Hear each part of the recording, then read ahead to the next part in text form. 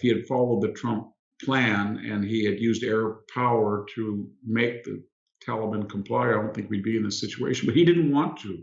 He wanted to tell the world and the nation on the anniversary of 9/11 that he was Joe Biden from Scranton.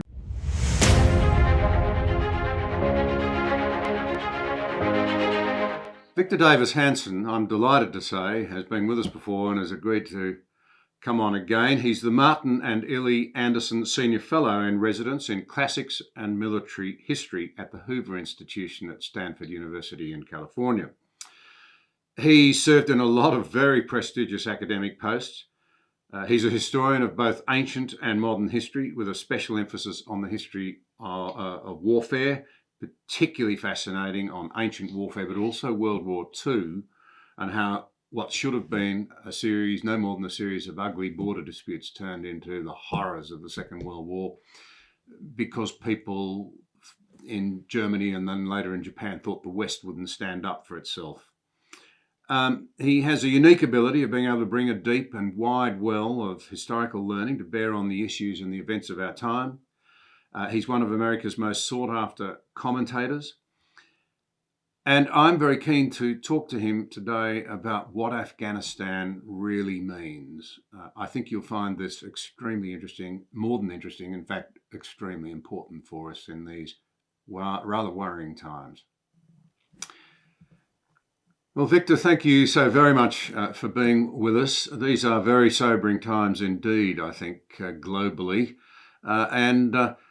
The events surrounding Afghanistan raise really big questions in Australia, at least, and I think globally, about what it means for America, what it means for America's global leadership in the context of the liberal democratic order that we've talked about in the past, that people have talked about, but also what it means for America's enemies and America's allies, Australia being one of them. Now, you recently described the withdrawal from Afghanistan as, and I quote, the worst American diplomatic, military and strategic humiliation of the last 50 years. President Biden's decision to withdraw from Afghanistan appears to have been the previous president's plan as well. Was this policy in itself destined to result in tragedy, or do its disastrous consequences lie mostly in how the current administration handled it? Well, those are a lot of questions. I'll try to answer them in the order that you posed them, John. I think there's a great worry abroad and indeed in the United States whether the Kabul disaster reflects an ongoing decline in America. And I don't mean that materially. We have the greatest universities, we have the greatest military, we have the most sophisticated technology, et cetera, et cetera. But we're in the middle of a woke revolution. We have regressed on racial relations by 50 years. We have a new generation that questions the founding date of America, the Constitution itself. We don't have a border on the South. It doesn't exist anymore. 2 million are scheduled to walk across with complete legal immunity. There's a growing sense that the law is applied on ideological grounds. We have a politicized military. So there's a lot of us in this country that feel that this is a reflection of a larger problem. And then there's others who feel that given what I just said, we have so many advantages that this will be dealt with like the Saigon 1975 disaster, in which we reconstituted the military and came back in the Gulf War, et cetera. And that the verdict is out on that. As far as the allies, though, that you posed, look, there were 3.5 times more European allies in Afghanistan than there were Americans. And we were the ones that brought them in there, not they. They didn't say after 9/11 or something, we said, come and join us. We even almost jawboned them into saying that this was a NATO demand. And then other non-NATO members joined as well, as you know. And so to leave them hanging there without air support, which they relied on, without transportation abilities, and to do so abruptly, and to give up Bagram Air Force in the middle of the night. And there's some controversy about the staggering amount of weaponry left, whether it was 50 billion or 80 if you include the training and the cost associated with having Afghans used it. But if we were to use the larger figure, John, we're talking about 80% of all the money that we've given Israel since the founding of the Jewish state. We're talking enough to build or deploy 1,000 F-35 at $90 million, $85 million apiece. We're talking about 7 of these new Gerald Ford aircraft carriers. So this was an underestimated and underappreciated disaster in that sense alone. Not to mention it's going to be a jihadist arms mart for the next generation, as well as a terrorist haven. And so that is disturbing. But as your final question is, the geostrategic implications of this, I think you're already seeing it in some of the Japanese media, the Chinese media. They're talking as if it's a foregone conclusion, not when they would take over Taiwan, not if they would, but when. And they're telling the Taiwanese, don't suffer the fate of the Afghans. You're not under any defense umbrella with the United States. Don't laugh. The Russians I think, will be very tough on the Baltic states, the frontline NATO states, some breakaway republics. The ball is in their court. North Korea has announced that they may start retesting. Iran has been very muscular. So the abandonment of deterrence is very easy, but the creation and maintenance is very hard. So we've got to have to, it won't do just to say we're here for you. We're going to have to in the future demonstrably show that at some risk. And then finally, whose policy was that? You could make the argument that after 20 years and this $2 trillion, the idea had morphed from eliminate the terrorist haven, pay back the architects of 9/11 in retaliatory fashion, make sure that terrorists don't use it as base, into, well, we can't accomplish that unless we rebuild it as a constitutional government. And that was the pre-modern state. And so after 20 years, there was a lot of dissimulation and lies about the progress. There was no progress in some ways. Superficially there were in the cities, on the plains, but half the country and 2/3 of the population, territory and 2/3 of the population was not on board. And so Donald Trump decided that he was going to withdraw down from 10,000 to 0. And then as he started to get down, and the intelligence said, this is very stupid. You can't give up the biggest Air Force base in Central Asia, and you won't be able to evacuate people orderly. And we haven't lost one soldier in 12 months. And now it's been 18 until recent disaster. So why not just keep a residual force at Bagram, provide air support, and then look at the situation in the next few months? If they partnership with us and they respect the integrity of the Afghan national government, which I think there would be very little chance of that without coercion on our part, then stop it. Accelerate the withdrawal. If not, stop the withdrawal and perhaps leave a residual Air Force base. That was the Trump policy. And the proof of the pudding is in the eating. When Biden came in, he reversed that. And the result is what we had. If he had followed the Trump plan and he had used air power to make the Taliban comply, I don't think we'd be in this situation. But he didn't want to. He wanted to tell the world and the nation on the anniversary of 9/11 that he was Joe Biden from Scranton. He's been underestimated in his whole life. And he was the real progressive that got us out of Afghanistan. Hard to know where to begin to unpack all of this. Now, you paint a picture of America, if you like, culturally divided and very uncertain of its role feeding into this. How widespread would be the concern across the political divides in America about the way this has been handled? What has it done to the prestige and the standing of the regime in America, in your view?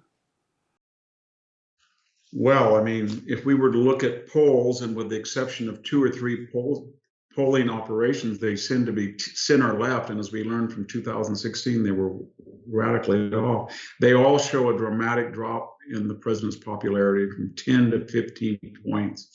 I think even the USA Today had him down at 41 or 42%. And so the problem that he had was that on all of these progressive agendas, the open border at a time of COVID, when 2 million are scheduled to come across without vaccinations or testing, was only polling about 35% hardcore leftists. When you look at the idea that we're going to raise the price of energy or shut down pipelines or put Anwar off the table, that had only about 45% approval. So he was maintaining his 50% approval on the idea that he doesn't tweet and he's not uncouth like Donald Trump, and we needed a break from him. And he was old Joe Biden from Scranton, even though he was a vessel for the hard left. But now, in this shock and this humiliation and the deaths of 13 Americans and the anger of our allies, they have put into view two things. Number one, all of these previous issues that were not popular. And two, the only strength that Joe Biden had was he was supposed to be friendly and nice, but he's in some ways cognitively challenged. And one of the manifestations of that dilemma is that when he's asked questions, he gets rude, or he barks, or he makes fun of people, or he goes off on tangents, or he says things that aren't true. Just if you have a passport, just go to the airport, they'll let you in. That's not true. The military told me I had to do this. They did not.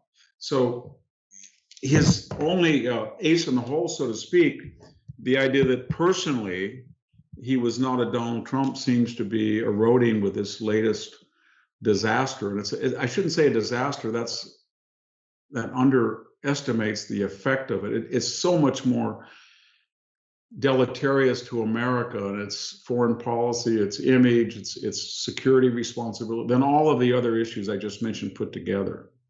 Those were manageable, but this is not manageable. So the question that immediately occurs to me, well, there are all sorts of other issues that are worth teasing out for a moment. Understandably, after 20 years, a lot of people would say, and the polls suggest this right across the Western world, time to get out. But in reality, how long have the Americans had a serious force in South Korea? Is it 70 years? And I think it's 70,000 people, more than we have in the entire Australian Defence Force. And of course, for the first 20 years, people said it was a failure because the South Korean government was run by a dictatorship and it would never democratize. And yes, it did. For everything from Samsung to Hyundai is responsible. It's an artifact, or it's a dividend, I should say, of Americans on the 38th parallel. And in the case of Afghanistan, we really haven't waged a war there since 2015. We've been in support. We've had, tragically, about 10 people killed a year, but last year we had nobody. There was about $50 million a day. At the time we're running almost a $30 trillion debt. That was a consideration. So there was a consensus that if this government is going to make it, it's going to have to, it's do or die within a very short period. But the difference, again, between the Trump agenda and the Pompeo agenda was, we're not pulling out air support. We're not pulling out a background. We're going to solidify and pause at 3,000. Actually, it was 3,500 troops. And that will give a wait and see attitude and see what the Taliban is going to do. There was a sense, I think, by some of the Americans in diplomacy in the Pentagon that we were westernizing each year a number of people who were born after 2001 that never had experienced the Taliban. And those numbers and the popular culture and the westernization was starting to create an alternate culture in the cities, maybe, as I said, a third of the population, that had the same effect in some of the Gulf states. And therefore, the radical Islamists who haven't taken over Saudi Arabia or Kuwait or Qatar, the same phenomenon would happen. And it may even happen in Iraq. I'm very dubious because Afghanistan, unlike the Arab countries, did not have a lot of source of national wealth or some experience in a post-industrial world.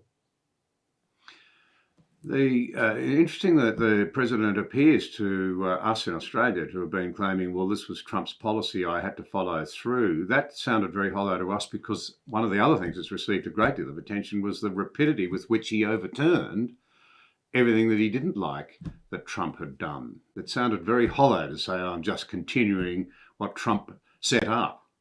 That's exactly right. He canceled the border wall. We had no illegal aliens essentially coming across the border. He stopped that. We were pumping 3 million more barrels of oil. We were the largest oil producer, natural gas producer in the world. He stopped the Anwar. He stopped the Anwar oil field in Alaska. He stopped the Keystone Pipeline. He told frackers that their days were numbered. He stopped all new federal leases of fossil fuels. So yeah, I mean, he was quite willing and able and happy to suspend all of the Trump initiatives. He's going to do another one with this massive tax increase. But so that was just a pretense. The fact of the matter is the Trump plan at some point would require Joe Biden to use force against the Taliban. Now, the reason it didn't require Donald Trump to do it, because he killed al-Baghdadi, he killed Soleimani, he'd bombed the crap out of ISIS, he had warned Iran he was going to respond, and he had created deterrence. And they knew that if they did that, he dropped the mother of all bombs on them a few years ago. But they didn't know whether Joe Biden would do that. They had suspicions that he would not, and he confirmed them. And so they accelerated their aggression the more that he did not retaliate to it. It does look very chaotic, I have to say, the more you look at it. Whether, as you say, it was 80% of what's been spent on helping the state of Israel, or however much it is, it now appears that the Taliban have control of more Black Hawk helicopters than most countries have in their entire air forces, including Australia. It looks as though there's some 350,000 assault weapons that have been left behind. It seems that the missile capacity, 600,000. 75,000 vehicles. These are $5 million MRAPs. They're armed Humvees. They're armed vehicles, far more than your country has in its military. So a lot of people said, if you were going to pull out, and you had no confidence anyway, then why not just evacuate these weapons to our allies and give it to them if we're, in that part of the world?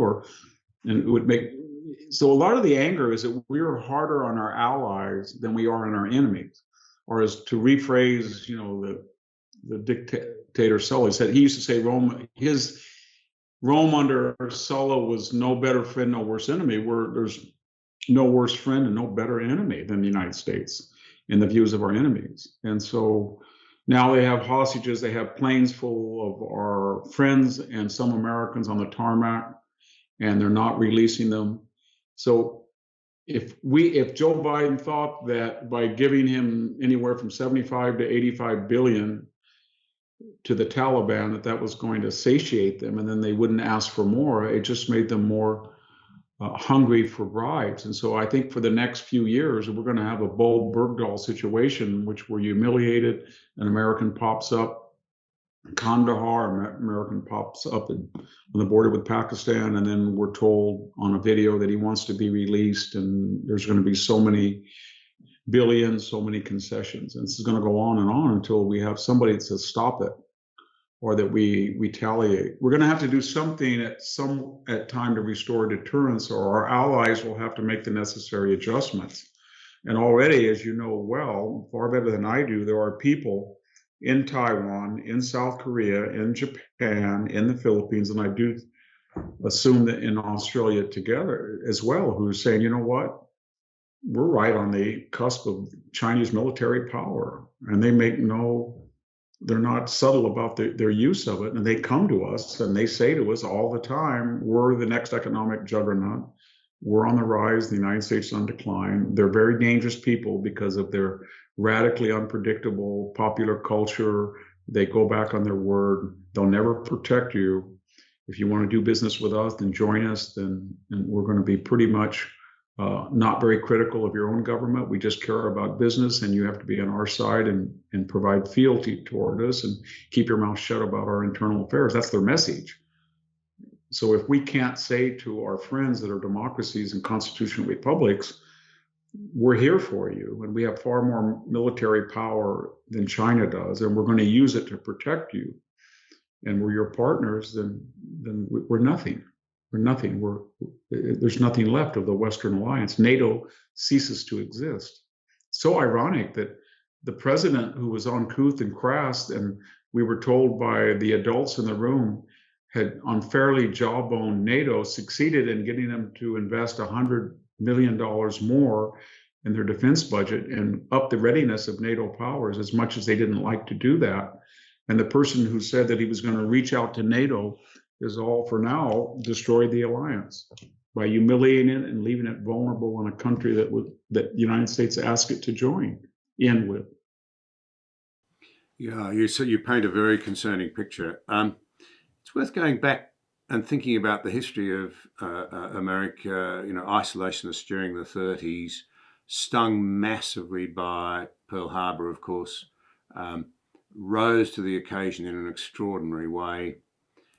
And then after the war, behaved with extraordinary nobility. Much of the world as we know it today, the decades of prosperity, until recently expanding democracy and freedoms and so forth, has genesis in the way America behaved after the war. And I think it's very easy to forget.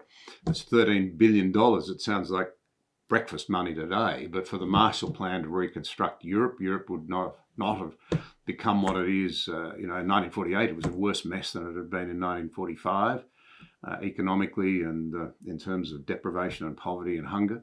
Then you had the very enlightened approach towards Japan.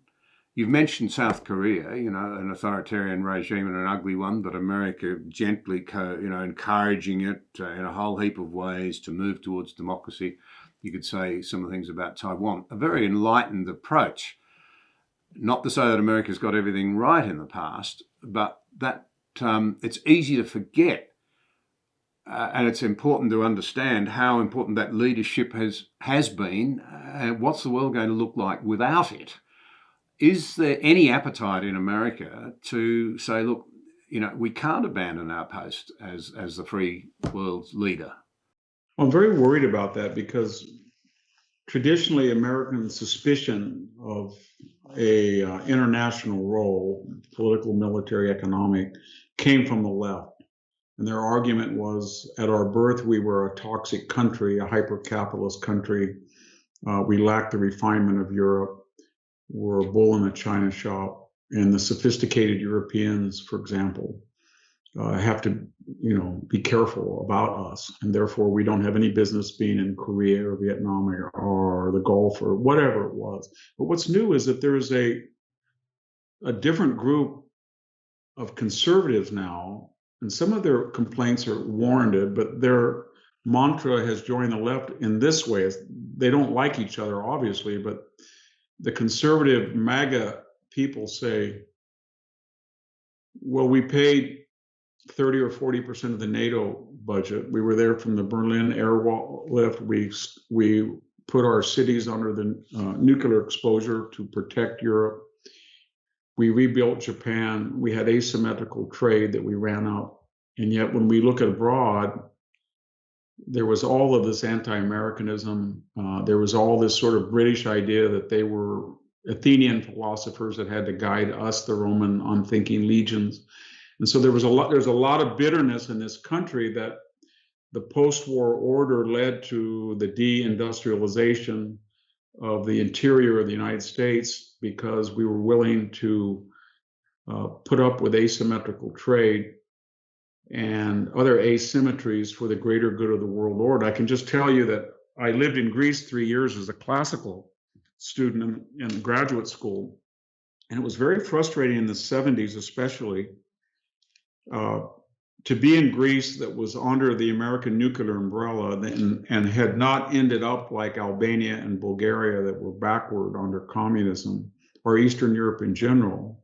And we were protecting Greece, and we had almost open borders with Greeks. Were migrating to the United States. We were pouring in military and economic aid. We stopped communism in the 47, 48 Civil War. And yet I lived in an area of Elysia district near the Harry Truman statue and the American Embassy. And almost every month somebody cut his head off. There were horrible anti-American exo NATO, get out of NATO, and all this stuff. And so the result of all the years of that are a lot of people felt, well, if they want us out, at some point we're going to give them their wish. And I think that Trump came along and said, I'm going to give everybody their wish. And then now we're seeing Europe kind of shocked. What I'm getting at is that I don't want to paint a pessimistic picture. I think there's going to be some good that comes out of this, because I think a lot of Europeans are going to say, we've got to step up to the bat. Everybody is. And we want to be not your dependent, but your partner. And we can't be your partner unless we spend a commensurate amount of GDP on defense as you do. It won't be the same, of course, in dollars, because given the asymmetries in the economies. But if we're Germans and we really feel there is such a thing as the West, we have 80 million people. It just won't do anymore for you to spend 4% on GDP with two big oceans on your borders, and for us right in the middle of Europe to spend 1.6 and refuse to spend any more. That's not a situation that will be tenable. So hopefully people will say either, well, the Europe's got to have their own defense forces to work in tandem with the United States, or we all have to come to some type of sharing that makes us all proportionally spend the same amount on defense. And I think that would be a welcome development. But that's something that for the long term. Right now, short term, the American government has to restore deterrence, and it will not be restored by reassuring the Australians or the Japanese or the South Koreans, we're here with you, don't worry. It's going to have to be tangible, and it's going to have to be material. It's going to have to say, you know what, we don't care whether it's Iran, if Iran goes and tries to attack Israel, or the Chinese start shooting down Taiwanese jets, or whatever it is, we're going to react, and we're going to act disproportionately. And we'll see if this administration is capable. The problem is that it's very thin, that people are very critical of Mr. Blinken and Mr. Sullivan and Secretary Austin, Chief of Staff Milley, Joe Biden. But when you look at the people who would replace them, Kamala Harris or some of the other people who've been very vocal in the military or in the defense, they're even further to the left and further, I guess, with a progressive woke agenda, which also has an element in foreign policy. So this is I think we're going to see the biggest backlash, if I could use that taboo word, that we've seen in America since the 2010 midterms. I think that Republicans, if things go as they are now, could pick up 60 or 70 seats in the House. I think they could win back the Senate by 2 seats. And I think they're going to be in a position to have a lot of power over who's president. Here in our country, there's serious doubts after the press conferences that followed from the Kabul disaster whether Joe Biden is cognitively up to the job at 78, given his medical history.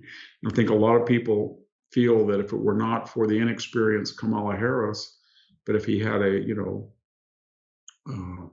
sober and judicious, experienced vice president, there'd be a move within his own party.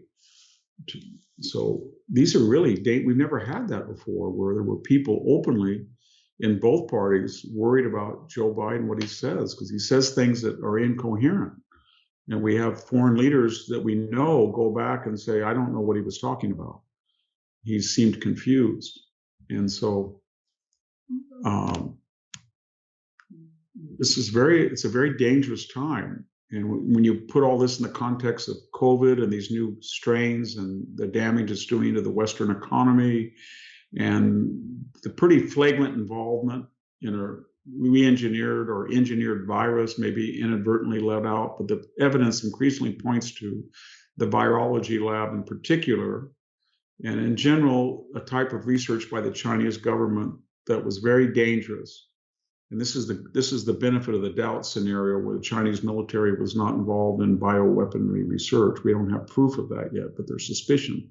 But when you put that in the context and the deterrent factor that provides the world by saying, oh, we wouldn't want this to happen again, and look what the damage it did to the West, it's time, I think, for the United States to say, you know what, we just got to stop all these superfluous ideologies and agendas and get back to we're all Americans and we're living in a very, very dangerous time, and our very existence is at stake. And the same goes true of our Western partners.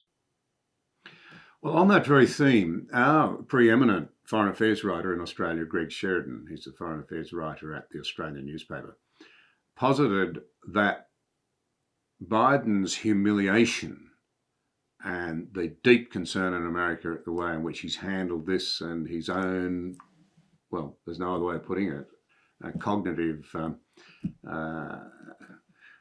imagery, I suppose you could say, or concerns about his cognitive capacity, means that he may be more beholden to his work base than ever.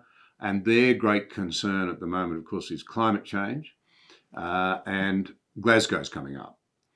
And he posits that in the same way that Obama, this is a very Australian perspective, turned a blind eye to what was happening in the South China Seas, the tarmacking and concreting over of atolls and establishment of aircraft bases and what have you, militarization of the China Seas.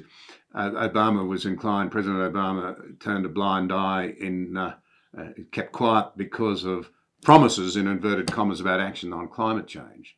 Now, the argument here is that what will happen in Glasgow is that the Chinese will offer something in return for America backing off on its unlawful and combative attitude, as the Chinese have it, towards their authoritarianism. I think that's a very astute analysis. There's elements that I think are even in some ways more complex and therefore disturbing. But I would just say at first, in remark to that scenario, I think that people in the United States would then add, it's not just climate change, that they feel that economically there are people, especially in the high-tech industry and Wall Street corporations that are woke, that feel that the Biden administration should stop the Trump economic policies toward China and reopen it. And in exchange for that, we should agree to their demands that we shouldn't be so critical of them, or we shouldn't be so defensive about our own allies toward them. But I think more particularly where Biden differs from Obama, not that the results won't be the same, but they do differ. Joe Biden made a Faustian bargain with the hard left. And after the Democratic primaries, it was very clear that Kamala Harris had zero support. Pete Buttigieg was a terrible candidate. Cory Booker was a terrible candidate. Bernie Sanders could not win again. He was not nearly as successful as his first try. Elizabeth Warren was not. All of them were too far left. There were no moderates. So Joe Biden basically should not have run. He was told by Barack Obama, quote unquote, Joe, you don't have to do this. He did this, and in exchange, they said to him, we will stick by you and bring the 20 or 30% of the hard left, and then you will bring in the independent voter who is tired of the Trump tweeting and the controversies that surround him. Some of them, most of them, or many of them, created by the media. And then when you get into power, however, you've got to enact the Green Deal. So there was a formal agreement. The problem with Obama was that he wasn't beholden to anybody. He had a very different idea from the beginning. And his idea was that it was almost ornery, punitive toward America, whose role in the world he was very suspicious of, its history he was suspicious of. Take the Middle East, he really did want to empower Iran, Hezbollah, the Shia Persian minority, and say, you know what? Maybe the way to pay back our so-called pro-American Sunni Arab friends, the wealthy people in the Gulf, is to have a balance of power, and we'll just see if they like that. And then I think as far as China went, the Spratly Islands and all of that, he was telling a lot of our allies, your Western capitalist democratic allies, and you have inequality you haven't addressed and all of this stuff. And maybe you should just take a deep breath and start to deal with China and see if you like that, if we're friendly with China. So it was almost a triangulation away from our traditional allies, as he did in the Middle East and also with China.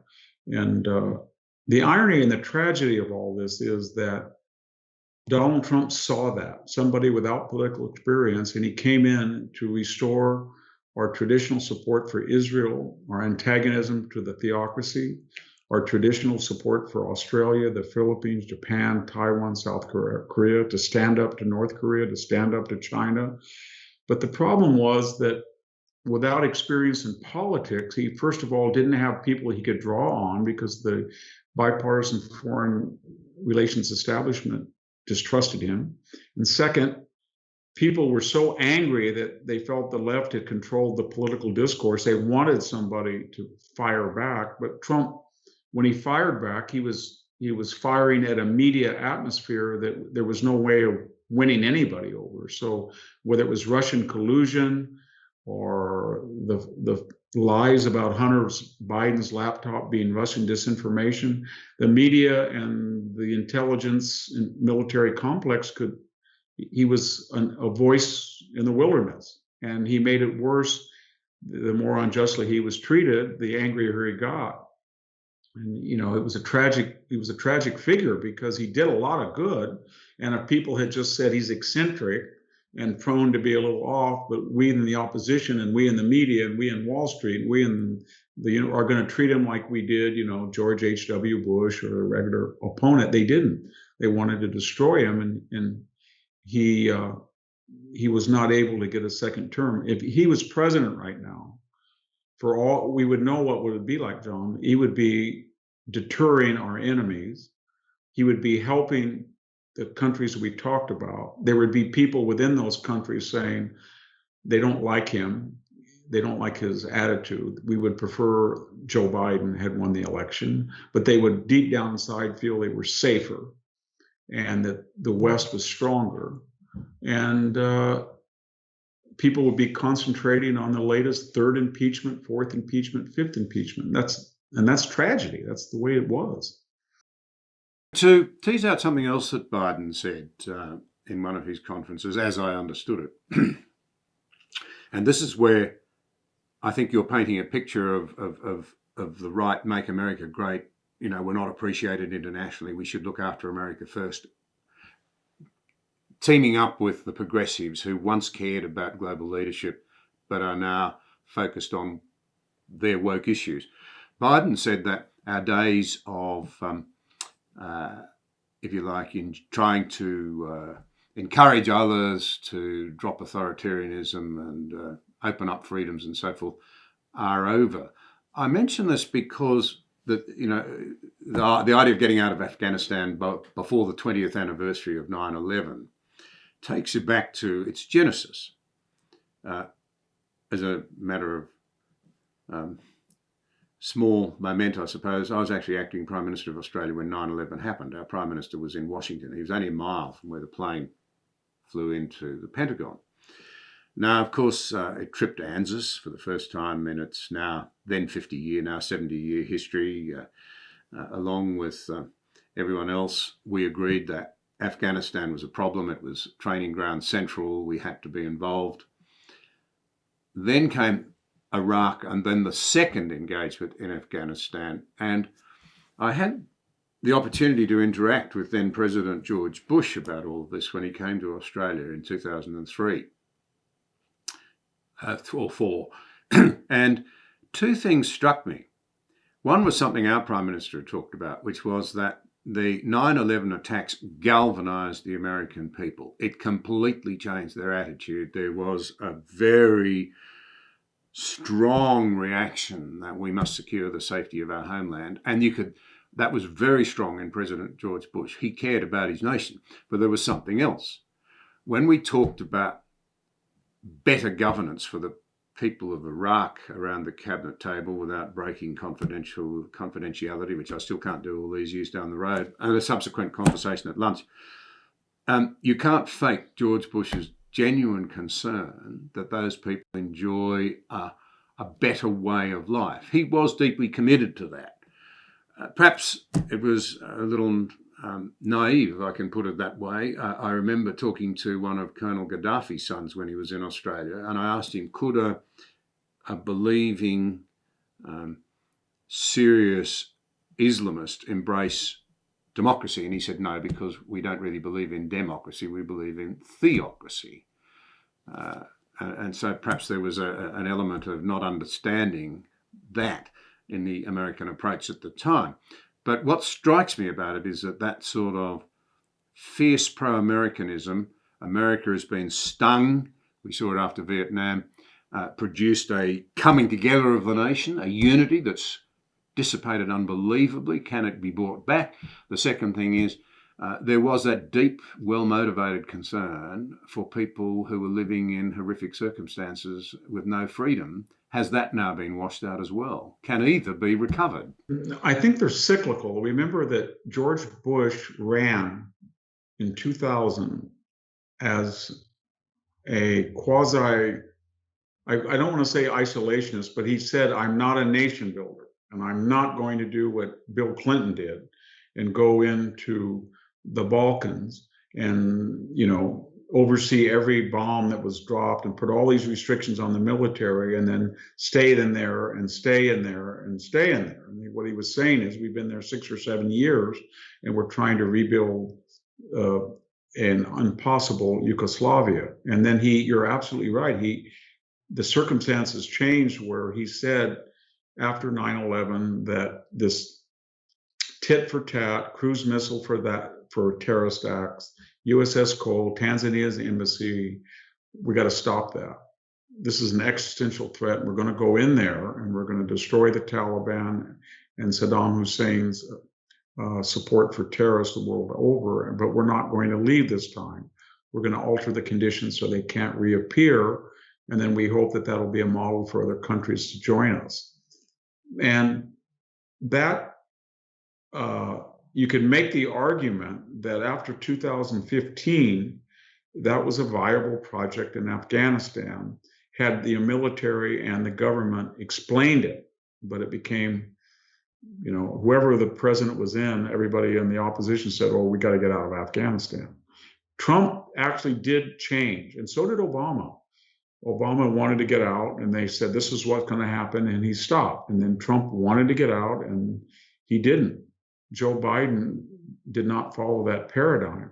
Iraq, I think, for all of the tragedies of Iraq, there is still a government there, and they have elections, and it's got some hope. I didn't think I'd say that after the ISIS takeover, but so these are cyclical. And I think the view of all of these Afghan people clinging to the plane, at a time when people in America are saying 1776 is not the date of our founding, or this was flawed at the beginning, and we see people who don't even know us that are clinging on a wheel, risking sure death to come to this country, or 2 million people are walking 1,000 miles to come here. It shook people up. And then when they saw that scene in Kabul of women who were saying, we've never worn a burqa in our life. I'm 18 now, I'm going to have to wear one, and shooting people already. And this is just the beginning. As soon as the period is clear to the Taliban that we will not be retaliating and not be punitively striking them, they're going to start to be emboldened and really start killing people. So I think that'll have an effect, just like 9/11 did, just like Americans are very fickle, fluid, malleable in that sense. And because we're such a radical democracy, and that can be good and bad. But I think there'll be a return to the idea that we're not America if we just leave people high and dry. After the Vietnam War, there was such humiliation in the United States in 1975, and so many stories about fragging and drug use and racial hostility within the military. The military then really tried to rebuild it from the ground up, and they got together with private enterprise and defense contractors. They were at the cutting edge of the computer revolution. And we went into the first Gulf War, as you remember, in 1991, and that military performed superbly. We didn't have to go all the way over there, but we chose to in 1991 to stop Saddam Hussein's annexation of Kuwait. And so a lot of this depends on I know it sounds trite, but the success of the implementation, the operation. The great General Matthew Ridgway, who saved Korea, had been quoted variously that there's only one thing worse than being in a bad war, and that's losing it. And so as bleak as Afghanistan was, there was a way to keep it alive on the theory that the longer it is alive and the longer these people are westernizing, the more that becomes a normative condition, and the more on the outside, the Taliban, when they can't come in, that shows their failure. But to make it ultimately succeeded, we would have had to do things that I don't think this administration, or maybe any, was capable of, and that was we were going to have to tell nuclear Pakistan that we understand that they support the Taliban and they support terrorism, and their weaponry and expertise are killing Americans and killing Afghans alike, and they're going to have to stop. And that would require closer relations with India and maybe a break with Pakistan. And I think that was a bridge that was too far to cross, perhaps. But I think that would have been a radical and necessary change in U.S. foreign policy. Do you feel that China will profit in that immediate area? How will they flow in? How will they relate? Well, one interesting little subset of that, of course, is it'll be interesting to see how the Taliban respond to the Chinese with their persecution of the Uyghurs, who one would have thought the Taliban might have wanted to defend. It'll be interesting. There hasn't been much support from the Islamic world, I have to say, for the persecuted Uyghurs in China. It'll be interesting to see whether the Taliban are entirely prepared to cooperate with the Chinese. But if they are, how do you see China flowing into the vacuum that's left? Well, we just say, first of all, from my experience looking and traveling in the Middle East, the idea of pan-Arabic solidarity, or I should say pan-Islamic solidarity, tends to be only relevant to the West. In other words, when non-Western actors have been discriminatory or even genocidal toward Muslims, the Muslim world does not react accordingly. And I think they understand what China's reaction would be if they were to act. But that doesn't mean there won't be natural hostilities if China, and I think they will go in there for the reasons that everybody has adduced. There's rare metals, there's some ores that are precious. They would like to have a strategic position there vis-a-vis Iran and Russia, and they'll probably cut a deal, and the Taliban will have to be very careful, as you point out, because there will be Muslims that don't really care about strategic policy, and they'll say, this is an anti-Islamic country. And we do know that the Chinese, when they go into Africa or places in Latin America, they're much like the Russians were in the 1960s and 70s. They're clannish, they don't like to integrate, they have a superiority complex, and they don't do well. And of course, nobody does well that goes into Afghanistan with that attitude. So I think they'll try to do it, but I'm not sure that it will be in a cost-benefit analysis necessarily so easy for them. But to step back from that and to come to one of the reasons that I really wanted to engage you today was something that you've referred to in a couple of our previous conversations, which is the enormous regard that Americans have for Australians. I think you said on one occasion that the research suggests that we are America's most favoured friends. It raises the question then, what should we conclude about our position? You know, we've been singled out, many countries have, but we in particular, by China, with a list of 14 grievances, which in my view really started with the decision to refuse Huawei the right to involve itself in the rollout of the 5G network in Australia, telecommunications. And then, of course, America did the same, Britain did the same. That, I think, is particularly irksome to Beijing, and yet I think it was absolutely the right decision. Where do you think now we should be placing our efforts as we look at a very uncertain world, feeling some chill winds from that authoritarian regime? We're a well-resourced country, valuable real estate, a long way from other democracies, with a small, fairly boutique, highly equipped, but not a deep military, less people in the entire military than America has stationed in Korea 70 years after the end of hostilities, as I understand it. Then you've still got people in Europe and what have you. What would be the sort of prevailing attitude towards the interests of American allies, do you think, coming out of this? I know that's a very broad question, but it's a very big question for us here. Maybe I could answer that initially by posing a parallel. The people I have talked to in the State Department that are Chinese exports, very pro-Australian, for example, and who know China, Some of them were born in China. And when I look at the Chinese Communist press, I did an interview today with a Taiwanese television station in San Francisco, Taiwanese oriented, I should say.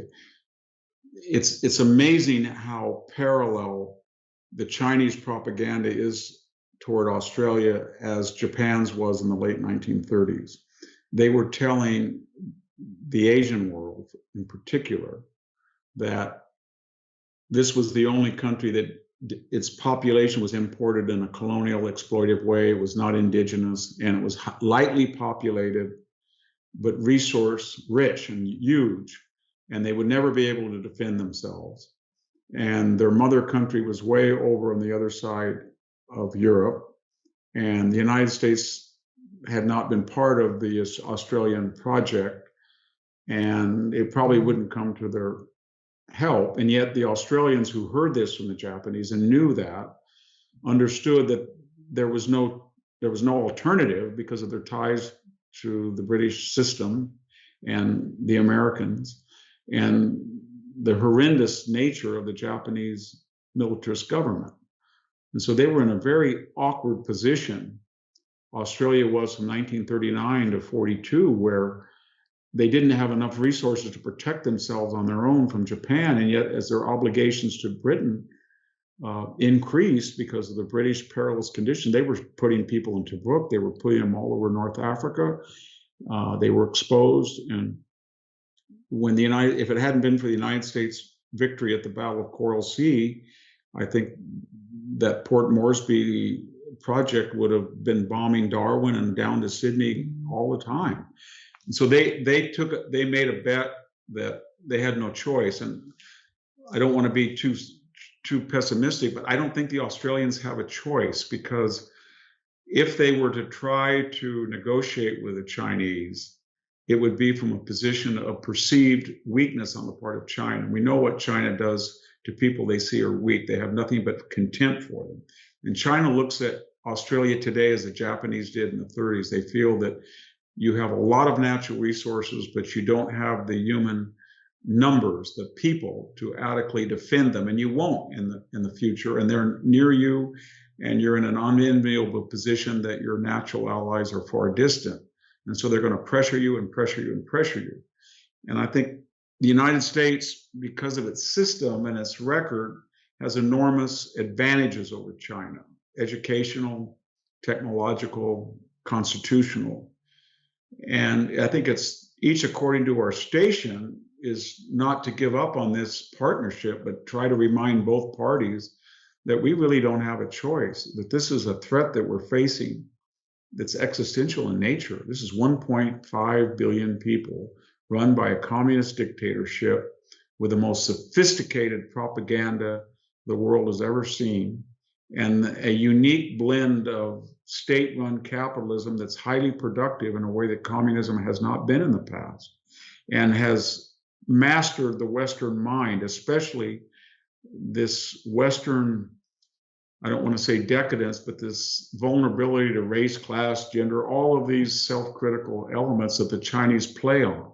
No sooner had they been targeted as the locus classicus of the COVID that they were telling people in America that we were racist. And just as you say valley fever or Ebola or Lyme disease after particular locations where the pathogen originated, if you dared say the China virus, like the Spanish flu, we were told that that was offensive and racist. This is a country that, went out and locked people up from Africa right after and put them in forced quarantine. So I don't think we have a choice, and we have to find more innovative, original ways that Australians convey to the United States. You're going through a rocky time, but we have confidence that you'll snap out of it. That doesn't mean we're going to be vulnerable and dependent on you, but we're going to have a partnership with you to remind you that we're a self-reliant, strong country. And if anybody attacks us, they're going to pay a terrible price. And I don't know where this is going to lead, because if we don't do it, let's be honest, where does it lead for your survival or Japan's survival? And it only leaves one place, and that's the unmentionable, and that's the acquisition of nuclear weapons, which Australia and South Korea and Taiwan and Japan are perfectly capable of developing as Western countries, and they could do it in a year or two. And we wouldn't want that because it would provoke an arms race probably, but that's why it's so essential that the United States understand that the reason that you're not nuclear when you could be nuclear, and same thing applies to your other allies and partners, is that you rely on us. And we tell you that we're willing to risk our cities in nuclear retaliation if somebody attacks Sydney. And if we're not willing to do that, then you have no choice but to go nuclear yourself. And that's going to be one of the most contentious and divisive issues in your history.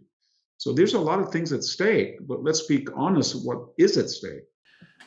Yeah, these require us to believe in ourselves and in our values, and we've spent quite a bit of our time talking about that. That's the problem. So often we're almost at the point of self-loathing.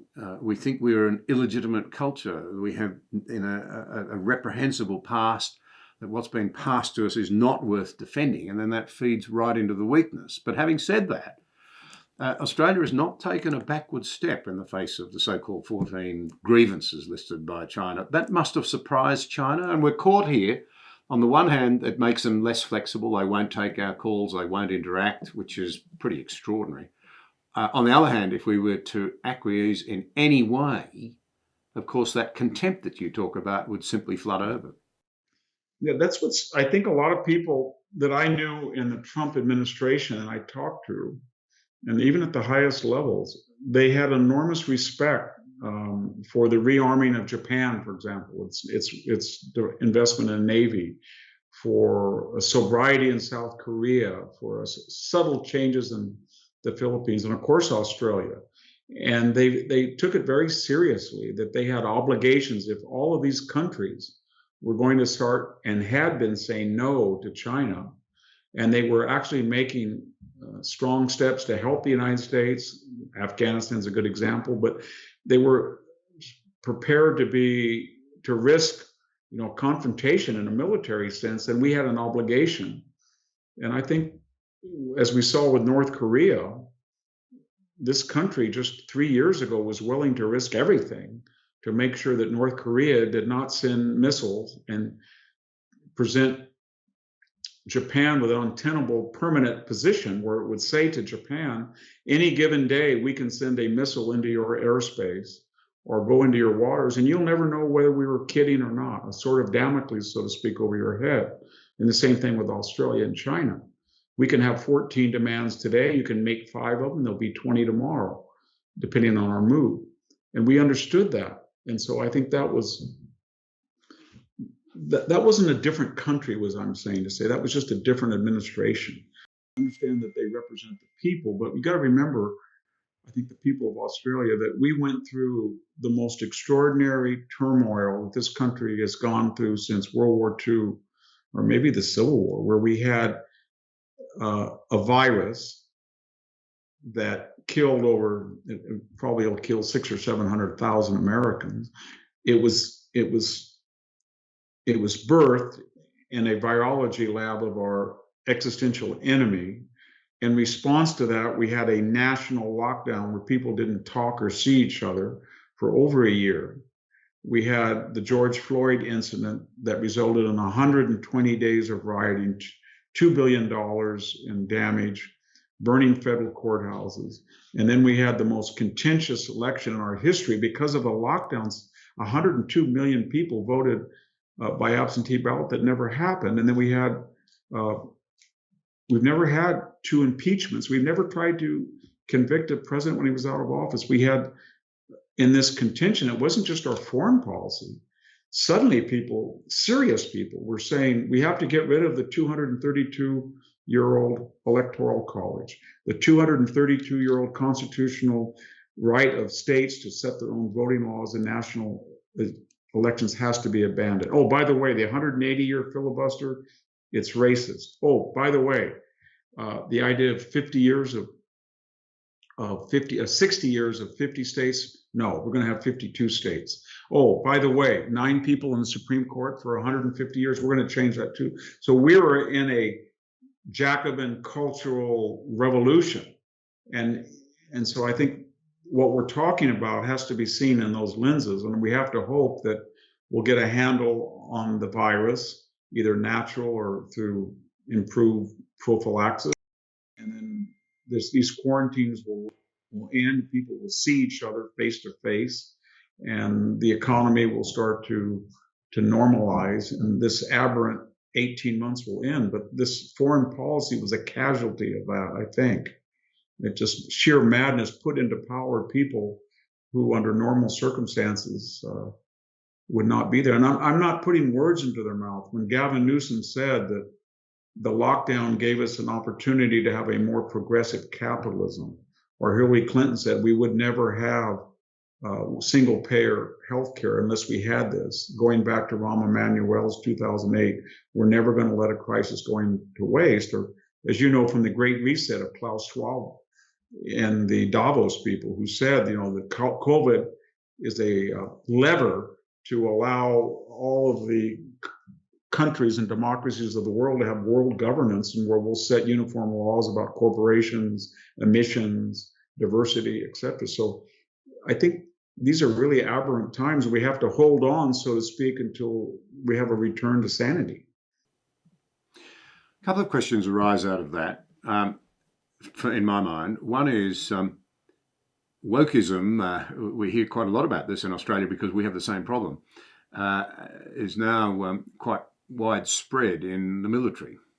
Inclusiveness, diversity, and what have you. And you've had very senior American military people warning that it's detracting and diverting attention away from the primary purpose of the defence forces, which is defence. What would you say about the appropriateness, the preparedness, the attitude, the capacity of a very broad question, I know, of American defence? So we keep hearing in Australia, well, the Chinese now have more ships. America has double the tonnage. Then we hear, well, aircraft carriers are just so vulnerable to the modern warfare, missiles and what have you, that America's, Air Force task group forces would be wiped out. That's not a solution if Taiwan's attacked, what have you. Do you think the American military minds will be massively, if you like, focused, would be the real question, by what's happened in Afghanistan? Will there be a careful reevaluation of objectives and, in particular, what needs to be done to counter whatever China does? I think it's already happening, John. The military understands two or three things. Number one, there is no support for wokeness, some kernel downward in the officer corps. This was a phenomenon of the 1-star, 2-star, 3-star, 4-star class. And they felt that if they virtue signaled their woke credentials, then as far as promotion, career enhancement, and I mean that in the crassest terms, rather than saying that my division put X amount of shells on the target, or we had, my squadron had only 1% missed the cable on the carrier landing. It was, I have so many women, or I have so many minorities that I promoted. And so that was a culture that was inside the Beltway. And we have too many generals that when they get to colonel, they go into Washington and they're tasked with the NSC or with a congressional liaison or a job in the Pentagon, and they become creatures of this culture. And then when they go out, I mean, we're talking about the last two defense secretaries came from General Dynamics and Raytheon. And they go out to these corporate boards where they become not prosperous, but multimillionaires. And so that knowledge is an enticement and an incentive for people to become these commanders. And then they violate the Uniform Code of Military Justice, in which it says explicitly that both retired and acting 4-star, 3-star, 2-star flag officers are not to disparage cabinet officers, Secretary of Defense, President of the United States. And yet we have seen them, as they go back out into the corporate world and become fantastically wealthy, call the president Mussolini, call the president Hitler-like, say that he should be removed sooner or later in a way that's absolutely a violation, with exemption And now, of course, they're doing it to Biden, and there's hysteria this week that why aren't we enforcing this code? But my point is this, that officer corps is creating a huge backlash within the military. And the traditional support for the US military, as for the CIA and the FBI, did not come from the left. It came from the rank and file American, patriotic American, traditional American. These were the families that generation after generation had people dying at Bastogne, at Choiseul, at Quai Sam. Okay, that board is now shaken because they feel that we have a people's liberation type of attitude among our top creatures of Washington that do not represent the rank and file, and they surely don't represent the traditional support, and there's a pushback. And as you see, when the situation, as we know from the phone calls with Joe Biden to the Afghan president, we know the situation was unraveling, and Joe Biden was desperately asking the president to lie about it. General Milley at that very moment was in Congress talking about white rage, climate change. So was General Austin, the Secretary of Defense. And so there was this anger now in America that while we needed sound military advice, these people were virtue signaling because they felt that they wanted to appease this culture. And indeed, they did appease it, because the Elizabeth Warrens of the world, who were fierce critics of the military, they're not anymore. They're saying, we love the military. Transgendered surgery subsidy, got it. Women in frontline combat units, got it. Gay marriage among soldiers, got it. Paid abortions, got it. Because these people in the military have something we've always wanted called the chain of command. No legislative, no executive, no judicial checks and balances, chain of command. We can enact social woke change when the military is a model for the country. So all of that everybody knows, and they're angry about it. I've never seen it more angry, that these four-star retired and active had destroyed a lot of their support, and they're aware of it now. And I cannot exaggerate the amount of criticism they're getting. When I write a critical column on this topic, I got more support than anything I write. And it's true of everybody I know who does that. People are fed up. As one person said, why General Milley was suggesting that there's a white conspiracy in the ranks based on zero evidence. The number of people who were killed in Iraq, who were white males of the middle class, was 76%, 74% in Afghanistan. So what he was essentially saying to America was, you give us your sons and they will die in our military at twice their proportions in the general population, which is about 35% white male middle class. And we're going to have them in our military, and they're going to be inordinately represented in war zones, and they're going to die at twice their percentage in a military that's sworn to Congress that it believes in proportional representation and disparate impact. And if we see that somebody doesn't have this job or this pain, and we're going to adjudicate it by race, but you adjudicate everything by race except the number of dead. So people are angry at this. It's a non-sustainable proposition. I think they're doing exactly what they did after the Vietnam War, when they looked at Vietnam and they said, these people are not capable of conducting a military operation again. And we had a huge revolt from people like H.R. McMaster, who's been very good about this whole crisis. He has not criticized the former administration. He's been making helpful criticisms about this one, but not attacking the commander-in-chief in person. And he started his career by criticizing the 1, 2, 3-star, 4-star generals who knew better, and yet for careerist reasons did not speak up about Vietnam. So I think there's going to be enormous pressure on the military throughout the ranks that they feel they have the support of the American people to say no.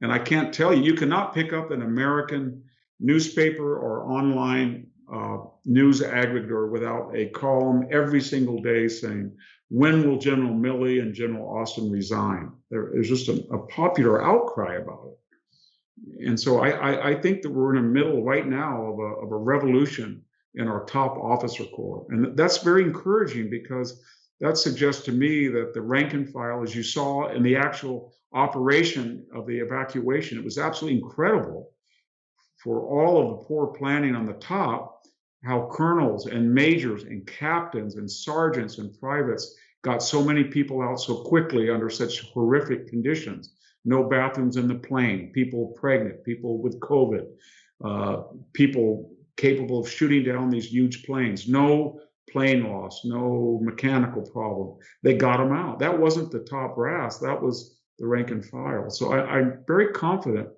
that with the right leadership, we'll return to our excellence in the military. It's reassuring because that will be very important for global security as well as America's homeland security.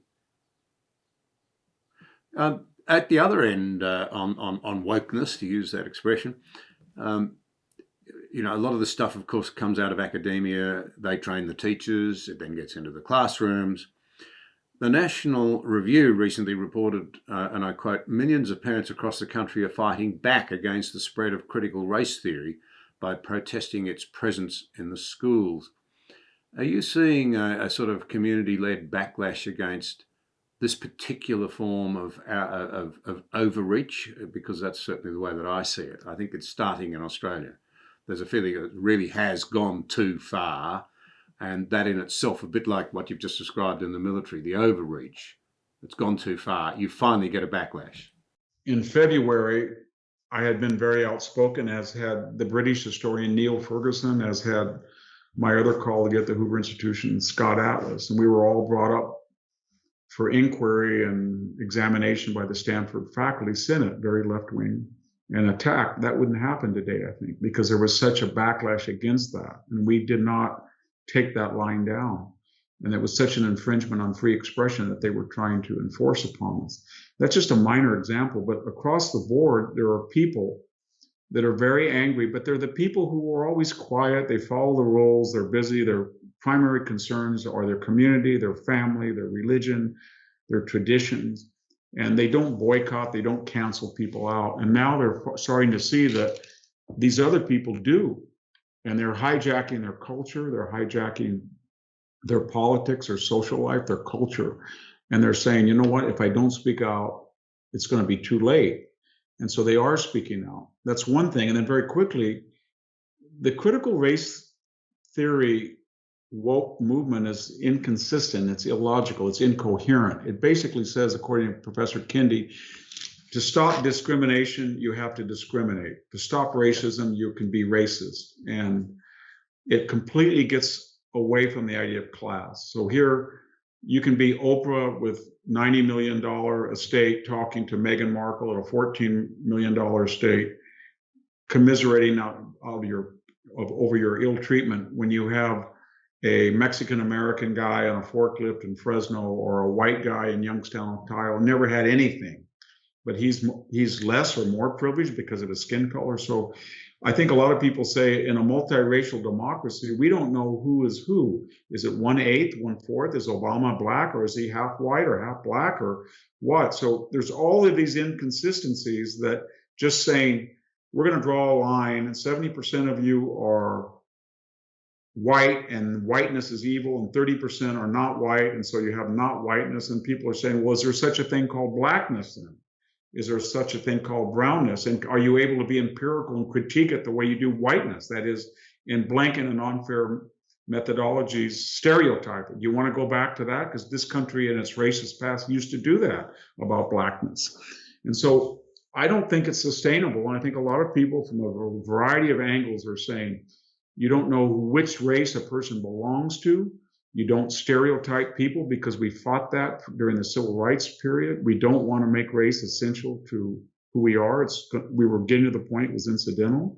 Class is the more important thing to worry about as far as lack of opportunity or lack of so-called equity.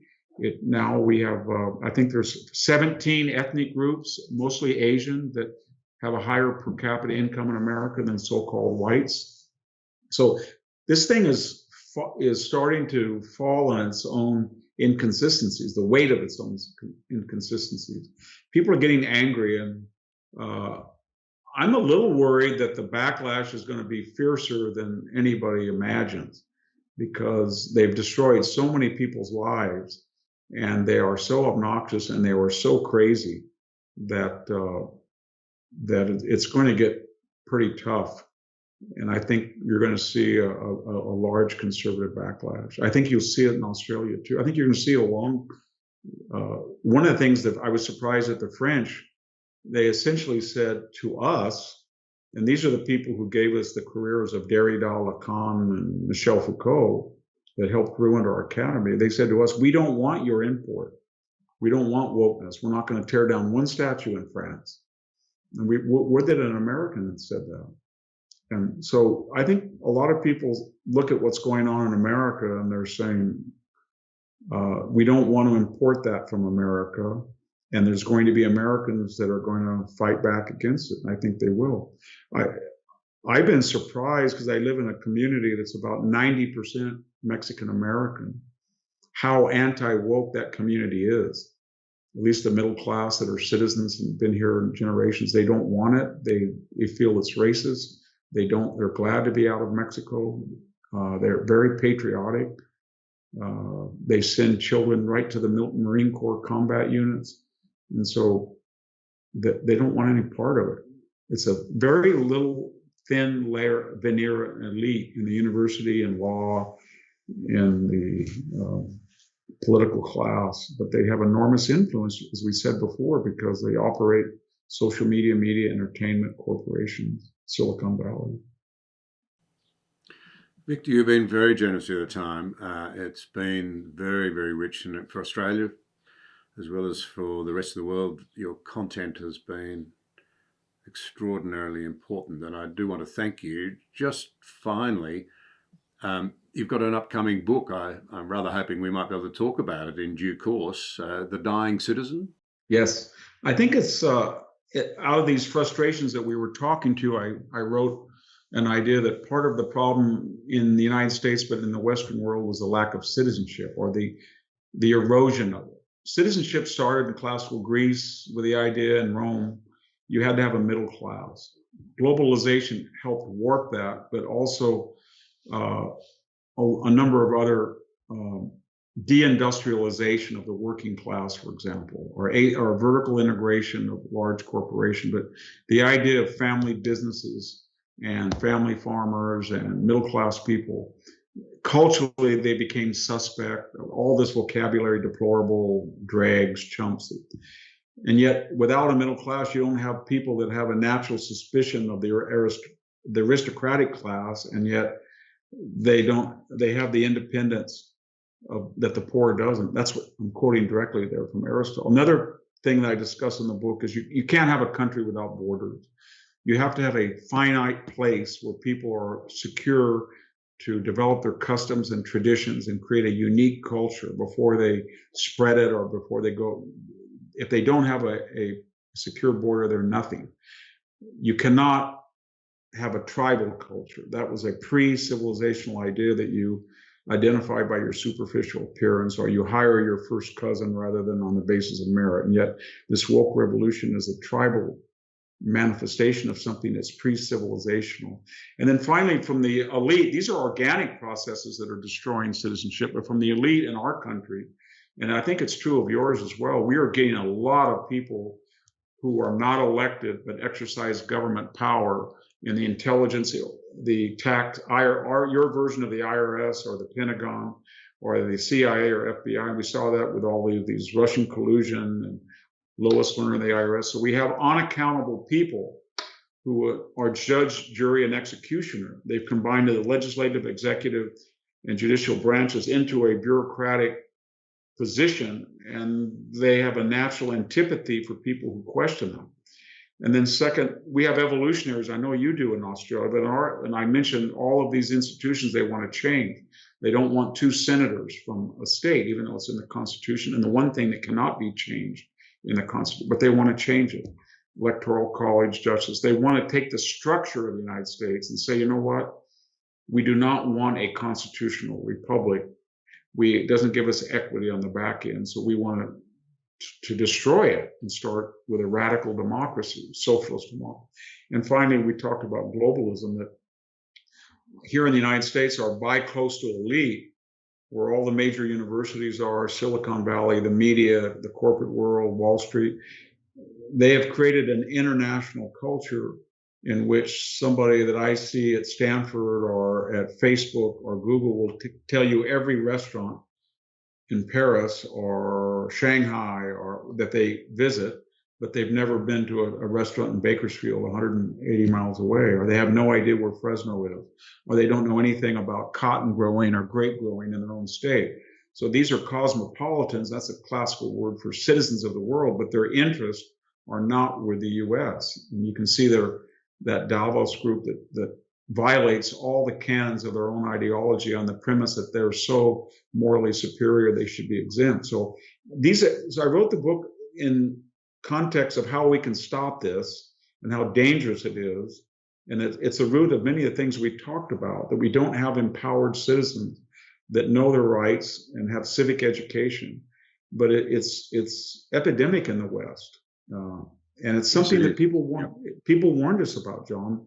The great philosophers, Aristotle, Plato, Nietzsche, Hegel, for the pessimist, and they all said that when you combine market capitalism with constitutional government, you create a free, affluent citizen. But if that citizen does not check his appetites, or is not empowered, or is not autonomous, then they can turn to decadence or sloth or leisure and lose their rights.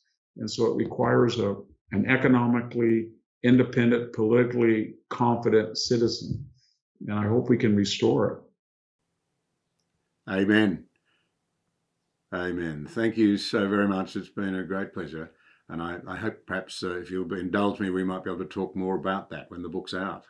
I hope so too. You've been very generous in having me on your show. Thank you, and all the very best. Thank you. Did you enjoy this conversation? To keep up to date with new episodes, subscribe to the channel and click the notification bell.